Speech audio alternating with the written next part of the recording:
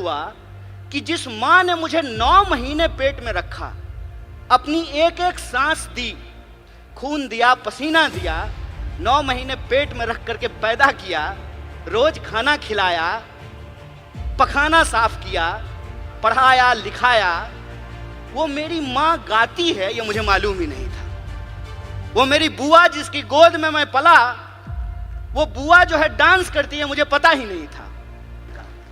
जिस समाज में आपको आपकी भावना प्रकट करने का अधिकार नहीं हो, उस समाज में महिलाओं को राजनीति में लेकर के आना एक चुनौतीपूर्ण कार्य है।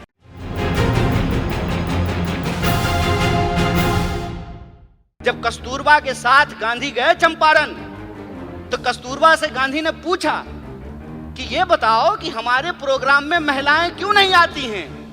तो कस्तूरबा ने बताया कि इतनी ज्यादा गरीबी है कि बाहर जाने के लिए एक ही साड़ी है, सारी महिलाएं एक बार बाहर नहीं निकल सकती हैं। तो सारी महिलाओं को छोड़ करके कोई एक बाहर नहीं आना चाहता है। और एक कहानी बोल करके मैं अपनी बात को समाप्त करूंगा, उससे आप वस्तु स्थिति को अपने आप समझ जाएंगे। एक बार मेरे घर में शादी थी, सारे मर्द को बारात जाना था। ये आज शुरू हुआ है कि अब जो है बेटे की शादी में माँ भी बाराती बनती है और बहन भी बाराती बनती है। पहले ये नहीं होता था। मेरे बचपन में जो मुझे याद है कि जब शादियां होती थी घरों में, तो सारे मर्द चले जाते थे और सारी औरतें रुक जाती थी। मेरी तबीयत खराब थी और मैं उस दिन जो है बारात में नहीं जा पाया। बुखार था बहुत तेज और घर में मैं सो रहा था। कुछ देर के बाद मैंने ये देखा, जब बारात चली गई है तो हमारे घर में गाने की आवाज आ रही है, थालियां बज रही हैं, ढोलक बज रहा है और लोग गा रहे हैं, नाच रहे हैं। कौतूहलता बस, आउट ऑफ क्यूरियोसिटी, मैं जाकर के चुपचाप दरवाजे के पास जाकर के देखने लगा। और मुझे इतना आश्चर्य हुआ कि जिस माँ ने मुझे 9 महीने पेट में रखा, अपनी एक एक सांस दी, खून दिया, पसीना दिया, 9 महीने पेट में रख करके पैदा किया, रोज खाना खिलाया, पखाना साफ किया, पढ़ाया लिखाया, वो मेरी माँ गाती है ये मुझे मालूम ही नहीं था। वो मेरी बुआ जिसकी गोद में मैं पला, वो बुआ जो है डांस करती है मुझे पता ही नहीं था। और वो जो एक फोक कल्चर है, वो फोक कल्चर इतना मजबूत है कि वो वक्त मिलता था महिलाओं को अपने भीतर के श्रृंगार को प्रकट करने का, अपने भीतर के प्रेम को प्रकट करने का। जिस समाज में आपको आपकी भावना प्रकट करने का अधिकार नहीं हो, उस समाज में महिलाओं को राजनीति में लेकर के आना एक चुनौतीपूर्ण कार्य है।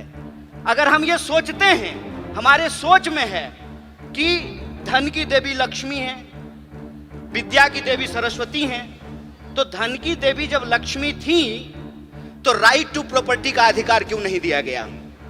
यह प्रश्न पूछना चाहिए ना।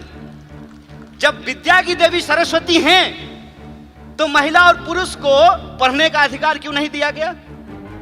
यह जब हम सोचेंगे तब हमको समझ में आएगा कि आजादी गिफ्ट में नहीं मिला है, नागरिकता का अधिकार गिफ्ट में नहीं मिला है, राजनीति में शामिल होने का अधिकार गिफ्ट में नहीं मिला है।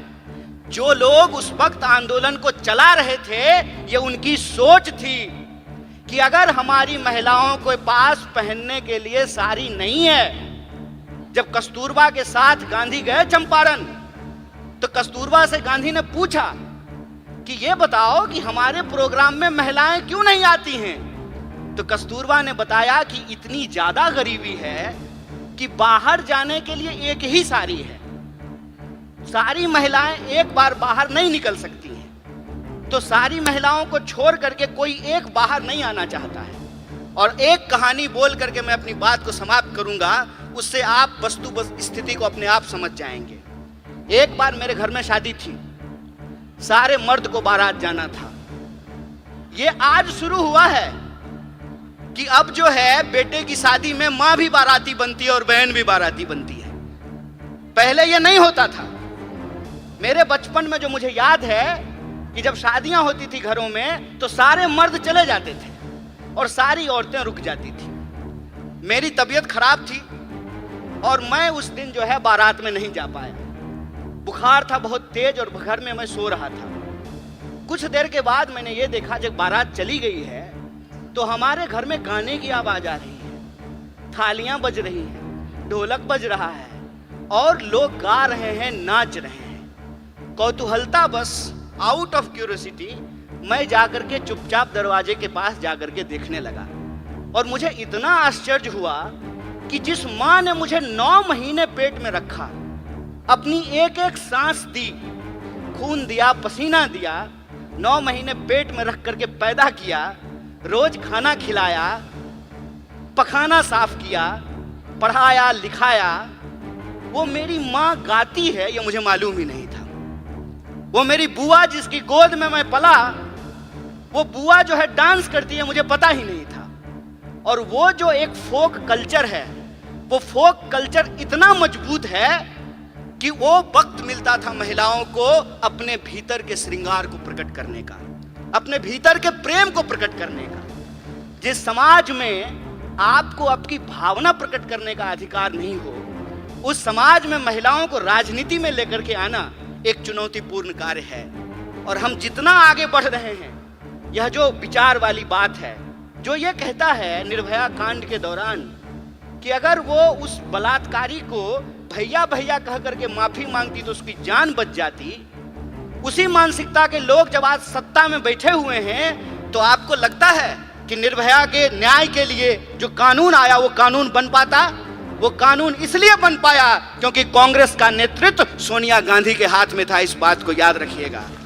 यह प्रतिनिधित्व का सवाल है, यह नेतृत्व का सवाल है कि अगर नेतृत्व इस देश में इंदिरा गांधी के हाथ में रहा, नेतृत्व सोनिया गांधी के हाथ में रहा, तो महिलाओं को आगे बढ़ने का हक मिला। और नेतृत्व आज एक ऐसे आदमी के हाथ में है जो पत्नी छोड़ करके भाग गया, तो महिला अधिकार का क्या होगा, इसको आप बखूबी समझ सकते हैं। इसीलिए मैं पॉलिटिकल कल्चर की बात कर रहा हूं। अपराध कहीं भी हो सकते हैं, अपराध छत्तीसगढ़ में भी हो सकता है, राजस्थान में भी हो सकता है, मणिपुर में भी हो सकता है, मध्य प्रदेश में भी हो सकता है, लेकिन अपराध के बाद पुलिस की कार्रवाई कैसे हो रही है, सरकार उस पर क्या बोल रही है, जिस पार्टी की सरकार है उसके स्पोक्स पर्सन क्या बोल रहे हैं, इस बात पे हमको ध्यान देना पड़ेगा। और कांग्रेस और बीजेपी के बीच में दल का फर्क नहीं है, विचार का फर्क है, इस बात को हमको समझना पड़ेगा। और अगर हम समानता में भरोसा रखते हैं, अगर हमको लगता है कि बलात्कारियों को मंत्री, मुख्यमंत्री, विधायक और एमपी नहीं बनाना चाहिए, तो 2024 का चुनाव कांग्रेस पार्टी के अस्तित्व का चुनाव नहीं है। 2024 का चुनाव हम महिलाओं के लिए, हम तमाम नागरिकों के लिए, इस देश के अस्तित्व का सवाल है, संविधान के अस्तित्व के सवाल है। इसको हमको समझना पड़ेगा। और जिन चीजों से हम जूझ रहे हैं, चाहे वो महंगाई हो, चाहे वो बेकारी हो, उन तमाम सवालों को लेकर के हमको घर घर जाना है। और जो संविधान ने जो हमको अधिकार दिया है, समान अवसर का, सम्मान का, एकता का, भागीदारी का, उसको हमको आगे लेकर के जाना होगा। और जो नारा आपने लगाया है, आधी आबादी पूरा हक, अपनी पार्टी और एनएसवाई के तरफ से इस मांग के साथ हम पूर्ण समर्थन में खड़े हैं और आप किसी लड़ाई में कंधे से कंधे मिला करके आपके साथ चलेंगे। इन्हीं शब्दों के साथ अपनी बात को खत्म करूंगा।